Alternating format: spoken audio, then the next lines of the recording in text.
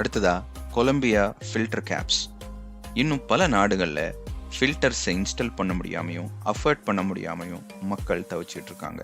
அவங்களுக்காக உருவாக்கப்பட்ட மலிவான ஒரு ஃபில்டர் கேப் தான் இது. இதை யூஸ் பண்ணி ஒரு பாட்டில் இருந்து இன்னொரு பாட்டிலுக்கு ஈஸியாக தண்ணியை ஃபில்டர் பண்ணிக்கலாம். இதனால கிராமங்களில் பாலைவனத்தில் வாழும் மக்களுக்கு ஈஸியாக தண்ணியை ஃபில்டர் பண்ணி யூஸ் பண்ண முடியும். இது கார்ன் ஸ்டார்ச், அதாவது சோள மாவு மாதிரியான பொருளை கொண்டுள்ள ரெசினை யூஸ் பண்ணி கிரியேட் பண்ணியிருக்கிறதுனால இது மக்கும் தன்மை கொண்டது, அதாவது பயோடிகிரேடபிள். அடுத்ததா லைஃப் ஸ்ட்ரா சிப். இது ஒரு ஃபில்டர் ஸ்ட்ரா.